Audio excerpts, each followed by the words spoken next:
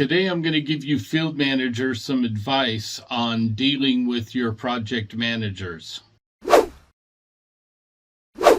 Okay, if you've been following along with my videos, you know that I am very serious about creating a task integrated estimate for managing your projects.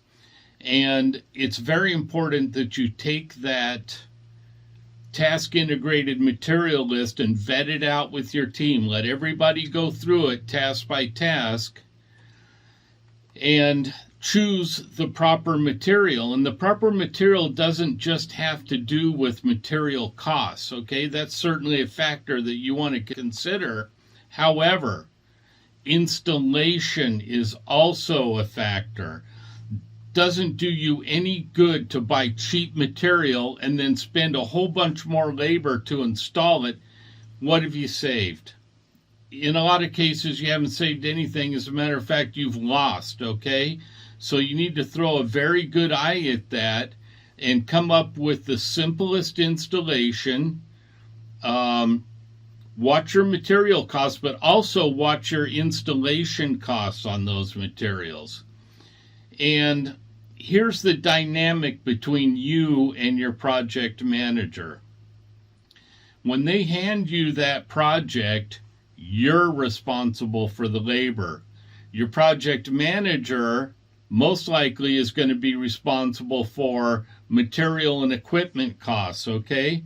Now, at the end of that project, typically, you're going to sit down at a table with everyone, and everyone's going to look at the budgets that they managed and either take a beating or a patting on the back, right?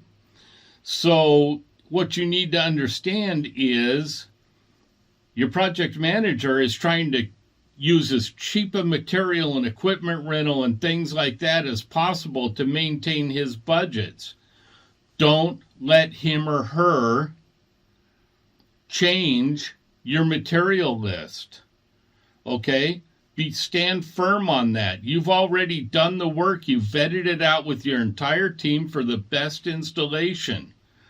Now, as an example, I needed a 10K forklift the other day. And I didn't need a 10K forklift because of the weight, okay? I could have done it with a lighter lift. But I needed the reach. I had to go high. So I got sent out an 8K. And I don't know, perhaps the rental company didn't have a 10K and someone in the office said, oh, an 8K will work. Just send him that. Well, no, it wouldn't work because it didn't have the reach that I needed. I mean, I looked at this. I looked at it with the people in the field, on the project, and, we made the best decision.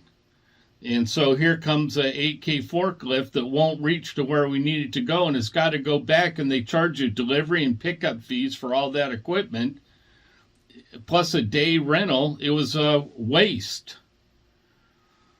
Stand firm, okay, with your project manager. Let those people know that you've given this considerable thought, and this is the best material or equipment for the task, not only for material costs, but also for labor.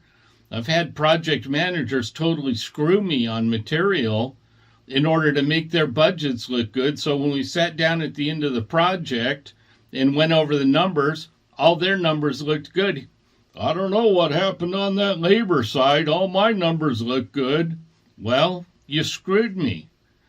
You sent out labor-intensive material where we could have paid a little bit more for it and saved a bunch on labor, and, all of a sudden things get out of whack.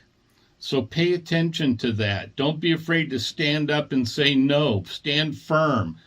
Go over your installation and make the right decisions and then stand by them, and don't let them change your material or equipment or tool requests.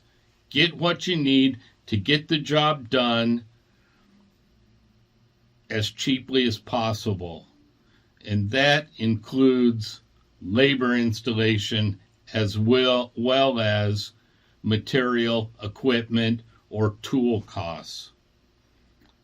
Okay? Thank you guys.